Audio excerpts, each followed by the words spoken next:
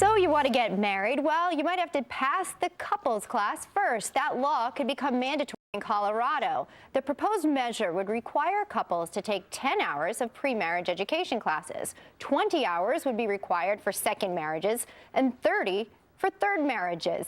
But is this the government's job? Here for a fair and balanced debate, Sheila Weber, Executive Director of National Marriage Week USA, and Fox News contributor Linda Chavez. Good morning. So is this something the government should be involved in? Is it their relationship to step into? Well, I think it's fine for governments to incentivize and reward marriage education, but I am concerned about mandating. And I think that a mandate could actually hinder marriage. And where children are concerned, marriage is very important, that marriage attaches fathers more strongly to their children. Marriage lifts women and children out of poverty. We wouldn't want to hinder marriage. So I'm all for a growing, increased movement for marriage education.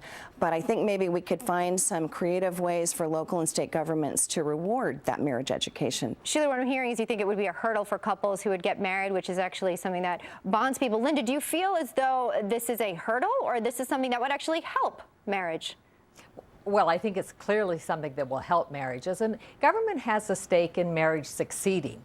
The cost of breakup and divorce is often borne by the government because there's a loss of income, and particularly when children are involved, the government can end up holding the bag to the tune of, some estimates are $150 billion a year spent to take care of children who are the products of either divorce or unwed births. So government has a stake in this.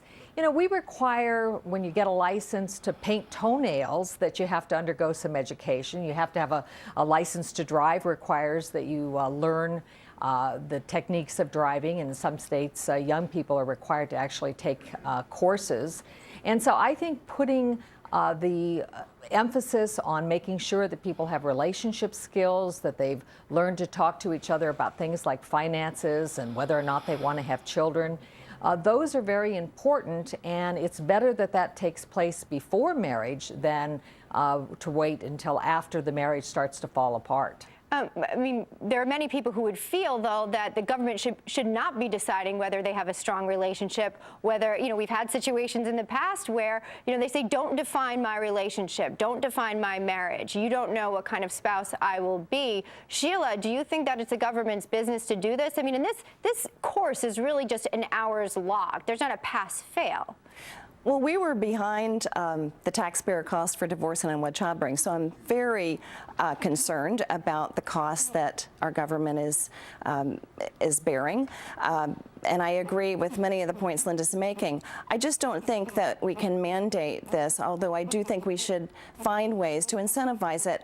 On the other end of the spectrum, though, I know there are people working on divorce prevention education, that when people go into the divorce courts, at least 1/3 of those marriages have the potential to be rescued, and that's huge. Those are huge numbers.